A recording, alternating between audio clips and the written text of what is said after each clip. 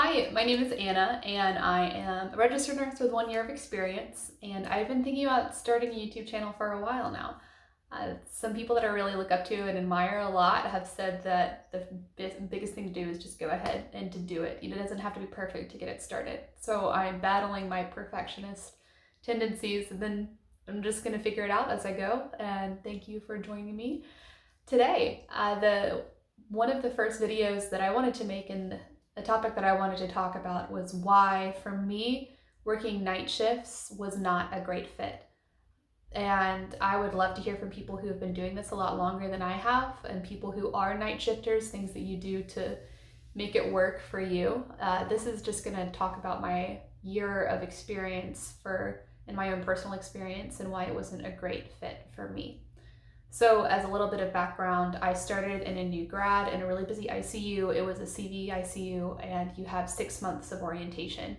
My hospital contract was 40 hours in a given week over a 6-week period. So you work like some 8 hours, especially in orientation, you have a lot of classes. So you have classes and you work days and nights and you're flip-flopping back and forth. And you aren't truly 50% days and 50% nights until you get off of those 6 months of orientation. This is all pre-COVID. This is like starting August 1st of last year. So I had orientation for those first 6 months, which was really phenomenal. I was really lucky to have some really wonderful preceptors and people who are just excellent educators overall. But I can make other videos about that whole experience because about a year and a half ago, would have loved to have watched those videos, someone who would have just gone through orientation. That's a whole separate topic. So really, I wasn't working 50% days, 50% nights until after orientation. So for me, other additional background things are that I live an hour and a half away from my work if I'm working a night shift. So it's like 50 minutes during the daytime, but before COVID, it was like over an hour and a half each way. So I would have to leave by like right at 5 p.m. to get there in traffic, because you hit traffic both ways. And then I would get home at like 9:30 in the morning. So I was already set up from a place of it's not a whole lot of time to be in your house to eat, sleep, turn around, all of that stuff. And then additionally, for me, I never slept well. I tried to stack all of my nights to be in a row. I tried to do them kind of scattered, but then I ended up finding it was best to just knock all of the nights out. And then I realized that I would do like 4 nights in a row. And by night 2, the first night going in, I would take like a really solid 3-hour nap. And then the first day after, I would sleep maybe like 4, maybe 5 hours. And I would take Benadryl and melatonin to try to get me to fall asleep. And then going into night 2 or night 3, I would sleep progressively less and less. I would sleep like another 4.5, 5 hours if I was lucky. Usually night 2 was the worst night of sleep for me. I would sleep like 3 to 4 hours. And then going into the last night, I would sleep maybe a little bit more, maybe like 4, maybe 5 hours.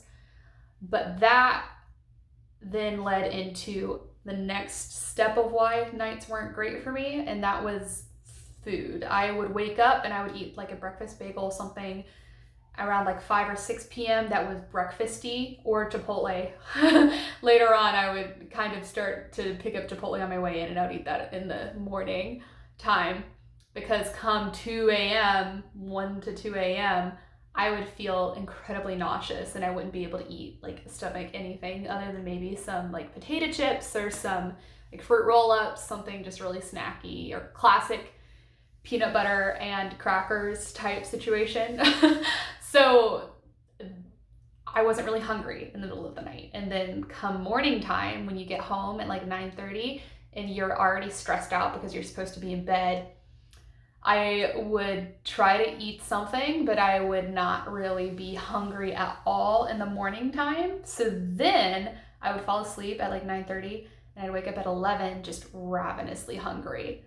But the only thing and this is where I didn't set myself up for success, the only thing that really sounded good was these frozen dumplings from Trader Joe's. So in my first year as a nurse, I ate a lot frozen dumplings from Trader Joe's. Shout out to Trader Joe's for 2020 pandemic, getting me through the pandemic so far. not like the greatest. And I mean, it's a fine choice, but that's not like your well-balanced intake, right? So all of those things together, not really sleeping, and then not really eating enough or just enough food or good foods, then led into the next piece, which was this dependence on caffeine. I would have like 3 of the large, like 120 milligram, 200 milligram caffeine drinks a night. And I would get very, very, very shaky, and then that also then fed into my nausea and all of these other things. And then additionally, being just the stress of being new in an ICU and on night shift, that wasn't very good for my mental health either. So I growing up always had a little bit of sleep disturbances, some nightmares growing up as a kid, but then working night shift, especially the last 6 months there, I would be constantly flip-flopping. Night shift, day shift, day shift, night shift. My hospital didn't do block scheduling where you have like a month of nights and then a month of days. It would be like day, night, day, night, day, night. Really just the healthiest way that you could do it, I think. So then, because my body was constantly in this like not awake state, or constantly recovering, more likely, I just wasn't sleeping well even when I was working day shift. There were a couple times when COVID first started, I would even wake up like sweating and night terrors in the middle of the night, just like screaming, which isn't amazing. Didn't love that. My husband didn't love that either. And just the constant recovery of putting my body through flip-flopping every 2-3 days for a year wasn't also great, in addition to everything else that's happening with 2020, just with my own mental health too. Being new in an intensive care unit, it's very stressful. There was a couple times that I just really was fearful of making a mistake that would hurt other people and hurt my patients.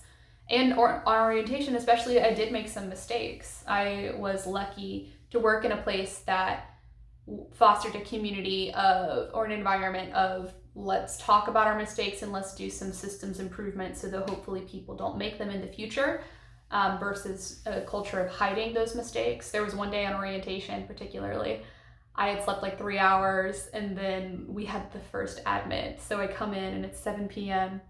and I go in and they're like, oh, it's a open heart case. They're coming out 5 minutes after you walk in the room. And then I haven't had a chance to set up my room. I'm looking around, I'm with my preceptor, and I slept 3 hours and I wasn't able to eat anything. And the patient sounded kind of sick, and I just go into my empty room and start crying. Like, I was so just wound up and upset. And the patient was fine. But then later on that night, every 4 days now with COVID, you have to change all your central lines and your arterial lines. So I was going in so exhausted to try to change my arterial line, and I unscrew it. This is while I'm still on orientation, mind you guys. And I unscrew it and the little plastic thingy breaks and blood just starts kind of rushing into the bed, and my brain turns off for a millisecond, and my preceptor is there. She's like, what are you doing? And I was like, I'm so sorry. Patient was totally fine. And everybody, we all make mistakes and all of these things, but I just felt myself be measurably dumber on night shifts. Like, it was like a measurable, observable phenomena for me. I do not struggle with dyslexia, but when I would be on night shift, I would be trying to read all of our policies for insulin and heparin drip titration. And it's this little line that goes across the screen. And I would just sit there and try to read it, and the words would swim all around and I couldn't read. So all of that has led me to a place now, in combination with moving to be closer to my husband's place of work, where I left my dream job after a year, and I have taken a travel contract. After this to pay off some debt, after this travel contract, will end up closer to where my husband is working so that I can be right there and not have a long commute. But from here on out, I think I'm going to take day shift, and that is huge opportunity and that I'm grateful for, that I can take, at least with this travel contract, a straight days position, and who knows what is after that. But I think that I'm excited to take a shift that is going to be better for my mental and physical health.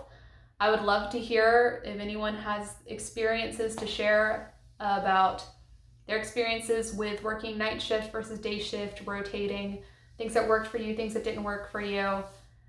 I really feel like I've gotten my life back, and I'm only 6 days into being awake during the daytime, but I feel really fortunate so far. And that was my experience with a year of rotating nights and days. Thanks for watching.